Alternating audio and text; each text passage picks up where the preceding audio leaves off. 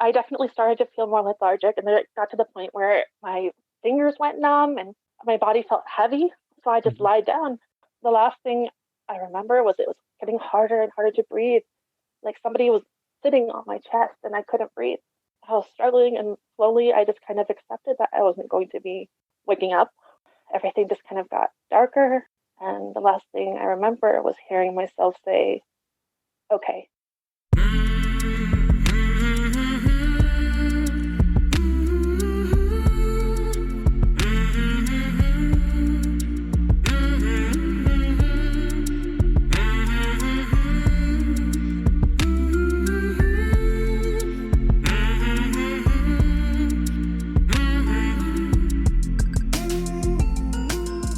Hey there, my name is Sean, and this is Suicide Noted.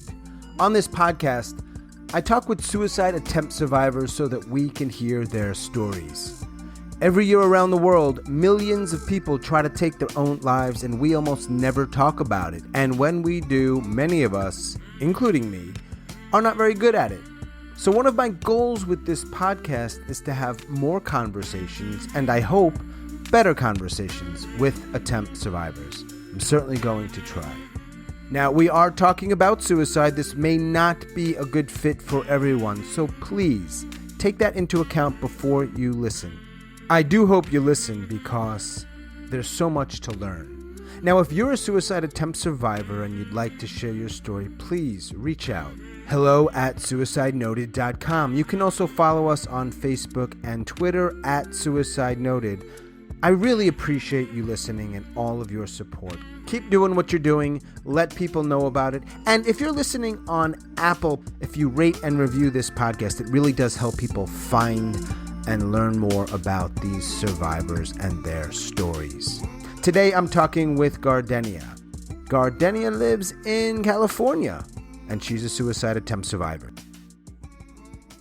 How you doing, Gardenia? I'm good. How are you? I have been blessed to have spoken to 30 people thus far. And despite California being such a big state, I think you're the first from California.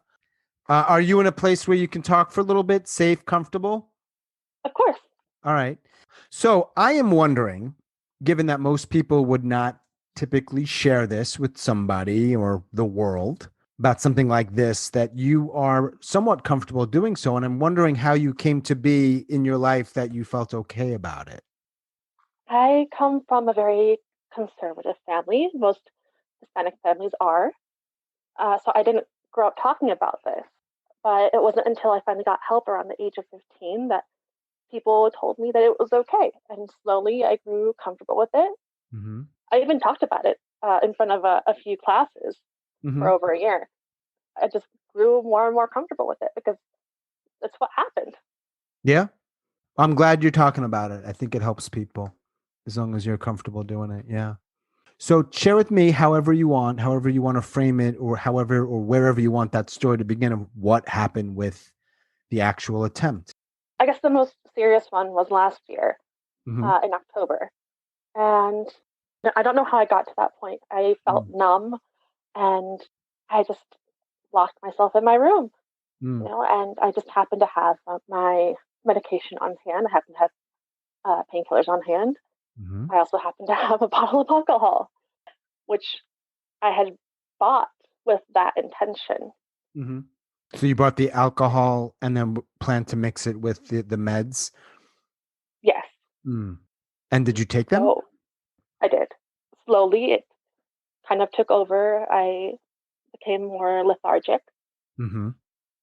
I planned on writing a suicide note, but I ended up scrapping it. You remember why you changed your mind? Because I've attempted so many times, I just thought it wasn't worth the effort anymore. How many times, do you know? Definitely around 10. How old are you now, may I ask? 26. When was the first one? How old were you? 8. That's pretty young. Yeah.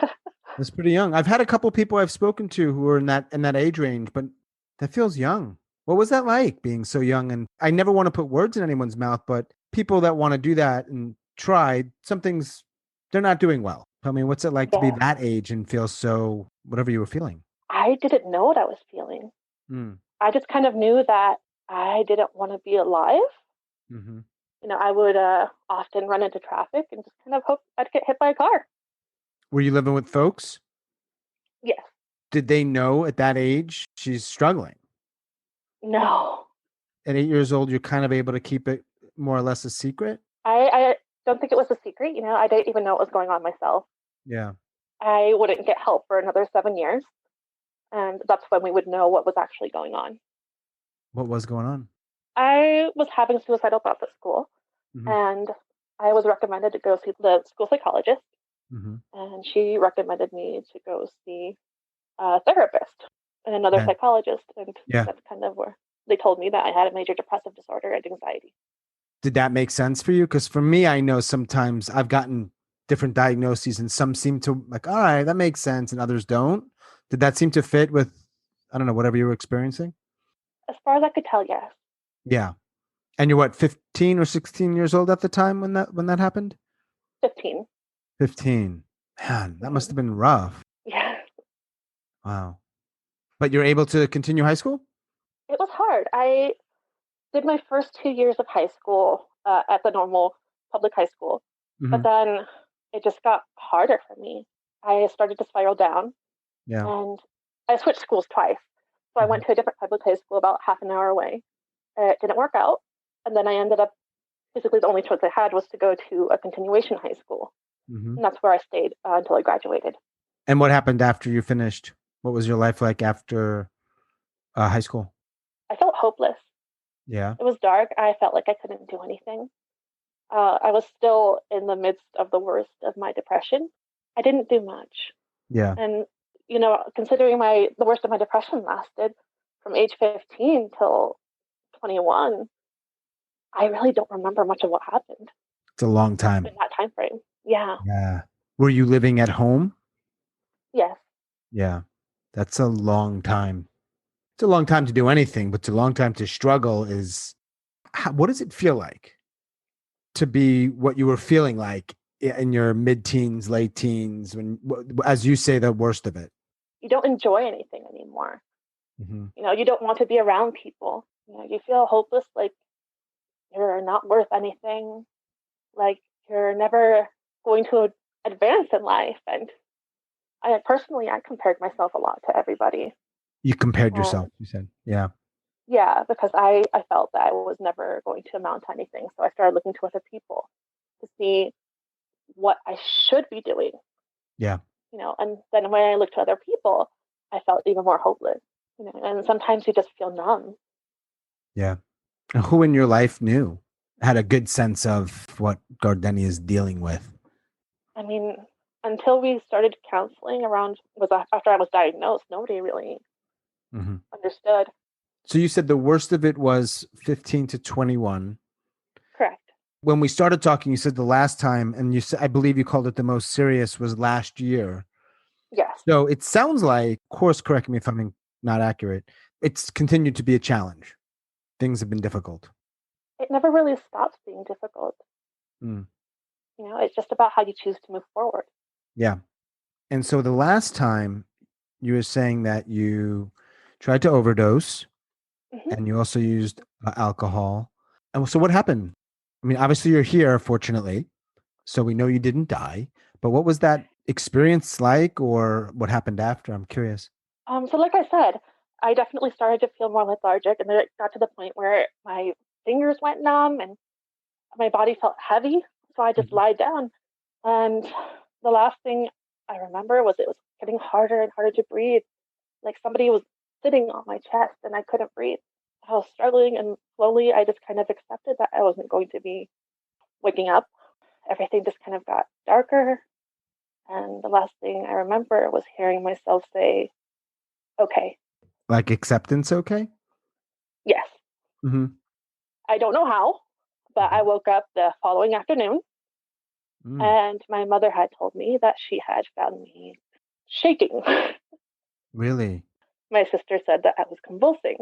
Mm, First thing I did was I ran out of the bed and I was vomiting profusely for the mm. next few days. Wow. Your body was like saying, no, get this stuff Yeah. out of here. Yeah. Did you go to a hospital? Any kind of hospital after that? No, No. I probably should have though. No judgments from me. Your body fixed itself at least temporarily. Hmm. Yeah. So that was last October. And so I'm wondering how the last year has been, particularly because the majority of the last years, we've also had a lockdown. I don't know if that's affected your life a lot. Some people I've talked to said it actually hasn't affected their life that much, that they were spending a lot of time at home and it's different, but I'm wondering how has it been for you? After that attempt, I actually went and got help. Mm-hmm. So I'm seeing a therapist again. I'm back on medication after over 9 years. With new medication, how is that so far? It's taken a lot of adjustments, but so far I think it's going well. Great. And because I got the help, I think this year hasn't really been that bad. Mm, And compared to how I've felt in the past, it's pretty normal in a weird way. mm.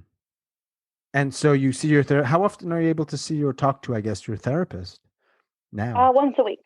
Hmm. Yeah. Yeah. After the attempt, she contacted me twice a week for a while, but we're back to once a week. Yeah. What else, if anything, do you do to feel okay? I try to focus on what I'm grateful for.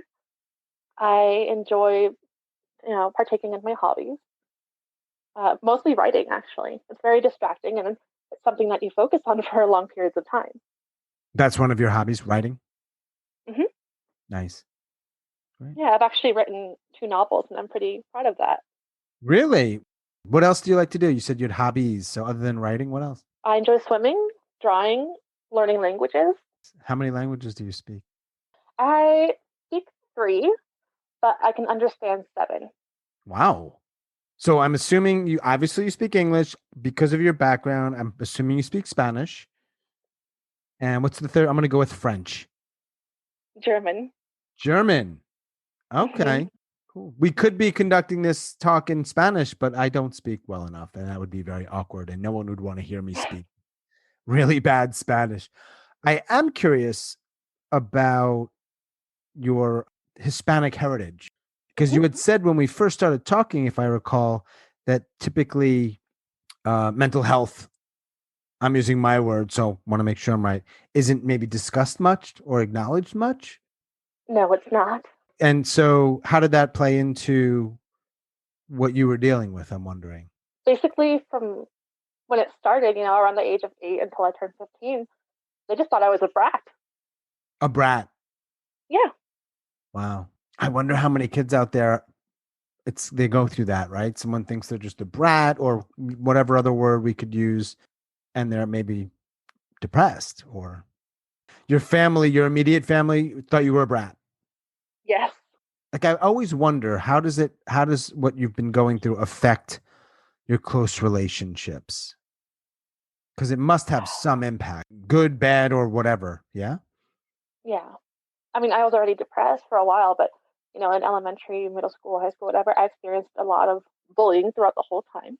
Hmm. Um, Also, being a middle child is not fun. Being called a brat by my family, being constantly compared to my siblings, it definitely took a toll on my self esteem, Yeah. and it just really didn't help. It made me feel so much worse, and it's definitely strained my relationships with my family. I'm trying my best to open up to them and to trust them.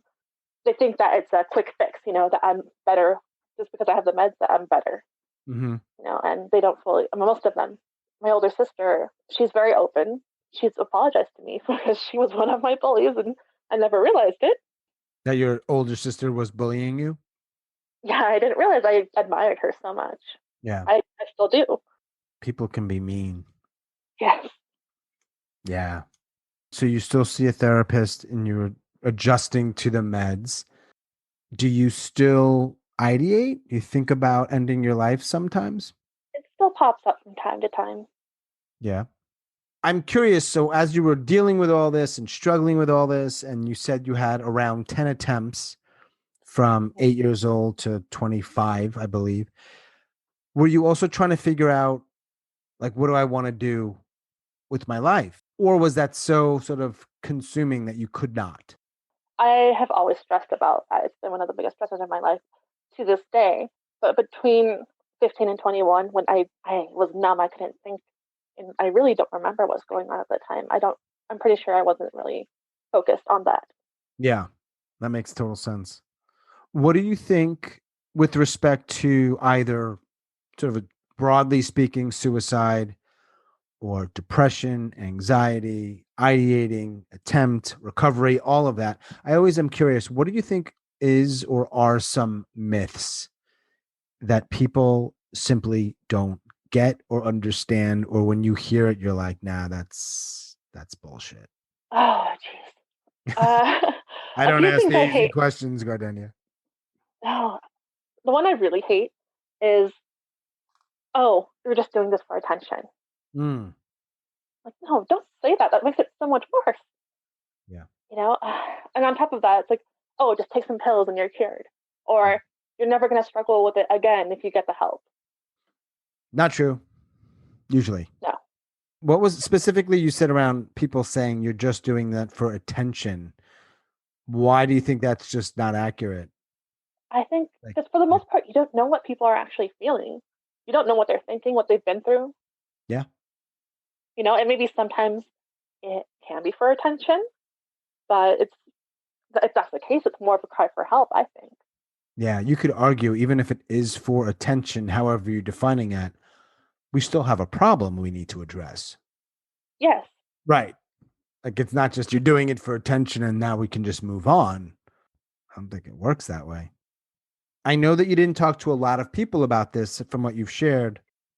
I am wondering, so I always ask people, how did people in their lives or in your life respond, whether it's to your depression or more specifically to the attempt? With you, I don't know how many people are there in the world that know about your attempts. Sounds like from what you shared, at least some family knew about the most recent one. Anyone else? A couple of friends. Mm-hmm. And how did Yeah. they respond when they learned of it? Do you remember? They were very supportive, Yeah. because they also have to deal with mental illnesses, so they're more familiar with what it's like. Oh, they're also dealing with stuff. Yes. Yeah, it's isn't it really hard when somebody just has no idea? Yes, it is. Like you just, what do you say? You're like, it's like two, it's like you're not having the same conversation, right? No, I found that people who go through it are easier to talk to. Especially a few times. I was admitted like 4 times, and I also joined a NAMI, my local NAMI, Hmm. and they were just so much easier to talk to. Yeah, the NAMI is the National, is it Alliance? I think Alliance or Association of Mental Illness for people that don't Hmm. know. And so there's a local chapter where you are in California that you were involved with. I was, Yeah. Okay. yeah, but it And was you also, disbanded. was it? Hmm. Oh, that makes me upset. Oh Yeah. man.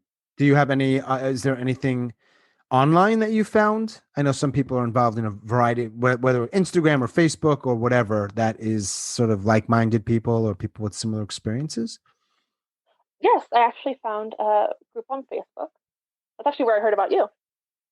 You had said before, you said NAMI, and what was the other? I think there was another organization. I apologize, I don't remember that you were part of.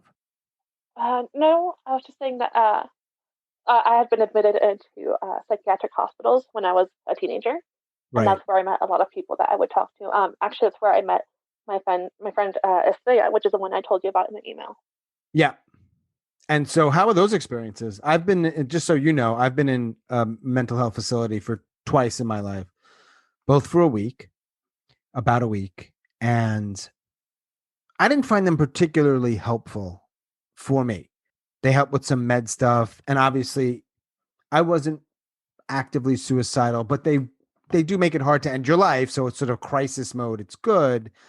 I'm wondering what they were like for you and helpful, hurtful, good, not so good. I mean, the services they provided themselves, they were just trying to distract you. It wasn't super helpful for me. What Hmm. actually helped while I was in there were the other patients. Yeah. They get it a little bit, right? Yeah, I was admitted 4 different times, Hmm. each for at least 2 weeks, in 2 different facilities. And we were all young, under the age of 18. Okay. There was actually a 5-year-old that I met my second time That was in the there. hospital. Yes, 5 years old. And why were they there? Do you know? she had attempted to end her life. Wow. I have never heard of that. I don't think I've ever heard that. That's quite young. Yeah, it was a little surprising, a little sad. Hmm. I don't know the details of why it happened, but a few of the people who kind of held her close during her stay mentioned that that's what had happened. Yeah. Still in touch with her? No, Yeah. Mm, no. Unfortunately, a few of the people I was friends with ended up taking their own lives. right. I was friends with Estrella Right. for a few years actually afterward. She was the person she was my roommate the first time I was admitted, and we talked a lot. We would help each other whenever there was a crisis. We would just be ready to answer the other person's calls. Yeah. Um, we started doing well, kind of, but we would always be there to support each other. Over time, the communication started slowing down until I was like 18, Mm-hmm. 19, when we just kind of took a break from talking to each other, but we still checked in once in a while. Yeah, and she was my biggest support for the longest time, and I saw her life improving slowly. She was a really good person, Mm-hmm. and that kind of brought my spirits up too, to see her doing well. Can you share more about her and what happened for people? Like, So, because I know you sent me an email, but people don't know about that. she had a really bad home life growing up. Had been homeless for a long time. But after the hospital, things started going better. She got back in touch with her family. When she was about in her late teens, she ended up having a son. Mm-hmm. You know, but things spiraled down again for her. And in 2017, I found out that she had run into traffic. And she died. Yes. Mm. Do you remember how you responded to that when you heard that? It really took me by shock because I was actually in Greece with my sisters and I was having such a great time. And then I hear this from her mom and it just kind of broke me. I Yeah. felt so numb. I couldn't move from the floor and I just couldn't believe it for months. I remember in your email you wrote that you still, and if I'm not right here, please, of course, let me know that you still live with the disappointment of not having died. Is that still the case? Yeah, Still? yeah, sometimes I still do. Hmm. One thing that a lot of people don't understand, and I don't know if they ever will, is how hard people struggle to stay alive. If there are people, I assume there's some people listening that are going through a really hard time. And I know it's a tricky question, what I'm about to ask, because you obviously don't know them. But the question I ask is like, do you have any words for people out there who might be feeling the way you're feeling or you were feeling, the sort of the real dark stuff? I guess I would say that it's not a crime to care about yourself. It's okay to be more selfish and do the things you enjoy. And sometimes just tell people to get the heck out. It's not their lives, it's yours. In the end, you're the only person who's going to be there to pick yourself up your entire life. Right. Your choice. Yeah. And what about to other people who are listening that maybe they're fine, whatever that means, and but they know somebody, maybe a family, a friend, whomever, who's struggling. Again, I know that you don't know them, you don't know the situation, but is there anything that comes to mind that you would communicate with them should they hear this conversation? Yeah. Yeah. don't, I'd say from personal experience, don't force them into a conversation. Let it come naturally. Just be there to listen. Mm, Even and for the person that's gone through it and is still struggling, just take your time, breathe, take it one day at a time because that's all you have to worry about. That's all you should be worrying about. mm. Hard sometimes. Yes. Yeah. So you also said in your email that you last year you worked at a summer camp, right? You said it was a really good job for you. Oh, I loved it so much. Yeah. And I'm wondering, I always ask people, you did share some of your hobbies with me, and I was curious, particularly after talking about some of the more heavy stuff, what brings them joy. And I'm curious, what did you like so much about that summer camp job? I love to be creative, first Mhm. off. So I got to be very crafty, and I love working around kids because they have a different perspective. I think they have a better perspective of what the world is like. I like to provide for them what I couldn't have. I like to be a support. I want to show them that it's okay to be a kid. It was liberating for me as well. Yeah, I bet you were good. I bet they liked you a lot. Yeah. Hmm. Would you have done that again if it were not for this virus? Yes. Mm. I really hope that things get back to a sort of normal where you can do that again. Because it's hard to find stuff that you like. I mean, at least for me. Yeah. What are you right now? Are you in it looks like is it an attic? It looks like you're upstairs somewhere. Yeah. That slanted roof. Yeah, I'm up in the attic. We have it set up like a bedroom, so Nice. Yeah, I can see some sun behind you in that window. I know. What part of California? northern. That's nice. Is it nice? Do you like it out there? I do. I like it except for the part where I have to shovel. That's Yeah, not fun. not It's actually fun. the bright light out there. It's the reflection of the sun on the snow. You've got snow. Yes. I'm in North Carolina, so we rarely get snow. We get humidity. It's really hot. But anyway, I wanted to ask a sort of open ended question, which is that, I always ask some questions and have these conversations, but I probably don't ask always the best questions or the right questions. So just sort of curious, open ended thing of like, what else would you like to share? I feel like that's the hardest question you've asked. I guess based off my experiences of not being able to say anything, I would say there's no shame in reaching out for help. You're doing what's best for you. And sometimes you can be a bit stubborn. I know I was. Um, but ultimately it's going to benefit you in the end. I wonder, why do you think that people sometimes struggle to reach out for help? I know that's a big thing for a lot of people, and I'm wondering why you think that's so common. My thought is that it could either be from embarrassment, Mm-hmm. because there is that stigma that you're crazy, that something must be wrong with you. Another thing is that maybe, you've been shamed, by a family telling you, oh, it's nothing. Why are you worrying about this? Or by people in general. Also, society itself is very hush hush, about this whole thing. Do you know why? I always ask this. Why?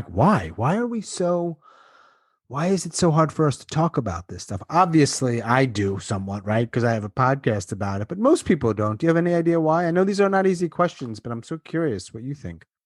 I don't know. A thought that occurs to me is that maybe because we're so focused on being perfect in a sense. For example, like straight teeth, a good body. Obviously we'd want to be sane as well. You have to have the right thoughts, the right house, the right job, and obviously feeling different, not feeling okay with your life, it just doesn't fit into that. Yeah. By the way, I wrote down Gardenia because that was on the email, but then I'm also seeing in your email, I didn't see it closely enough. You go by another name.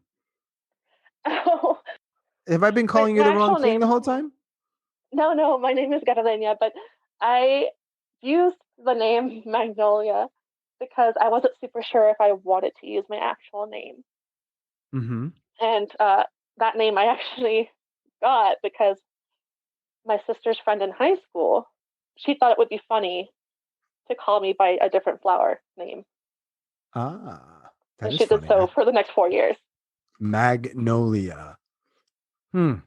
Thank you for being so open and sharing and being honest and trusting. I appreciate it. Yeah, I appreciate that you do this. Trying. There are a lot of people that try to end their lives. A lot. And It's challenging to get people to be comfortable enough to come on and share. Like I said in the beginning, you're in the minority, which I get. And obviously people are where they are. And if they hear about it and they want to share, I'm always open. But it just speaks to, I think, some of the stuff we were talking about, and that people are just not quick to talk about this.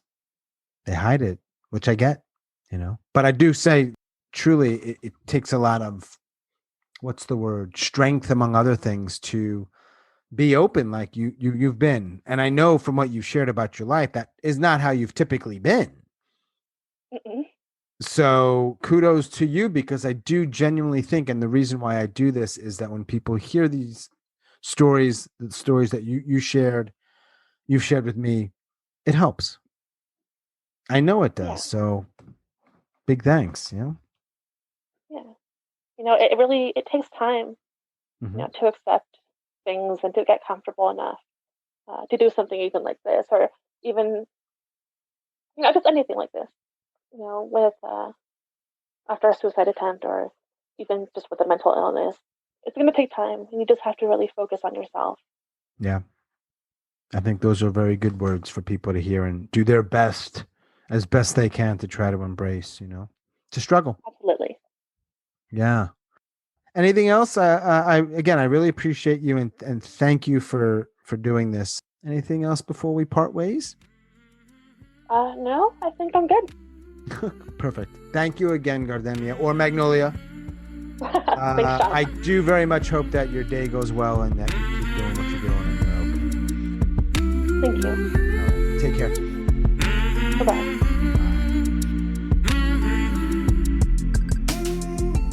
As always, thanks so much for listening, and special thanks to Gardenia out in California. Again, if you're a suicide attempt survivor and you'd like to share your story, or if you're a listener and you have a question or a comment, reach out, please. hello@suicidenoted.com. Until we connect again, stay strong, do the very best you can. I'll talk to you soon.